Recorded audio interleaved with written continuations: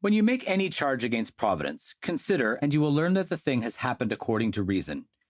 Yes, but the unjust man has the advantage. In what? In money. Yes, for he is superior to you in this, that he flatters, is free from shame, and is watchful. What is the wonder? But see if he has the advantage over you in being faithful, in being modest, for you will not find it to be so. But wherein you are superior, there you will find that you have the advantage. And I once said to a man who was vexed because Philostorgus was fortunate, "Would you choose to lie with Sura?" "May it never happen," he replied, "that this day should come." "Why then are you vexed? If he receives something in return for that which he sells, or how can you consider him happy who acquires those things by such means as you abominate?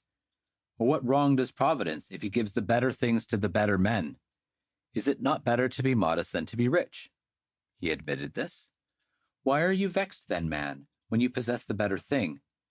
Remember then always and have in readiness the truth, that this is a law of nature, that the superior has an advantage over the inferior in that in which he is superior, and you will never be vexed." "But my wife treats me badly." "Well, if any man asks you what this is, say, 'My wife treats me badly.' Is there then nothing more?"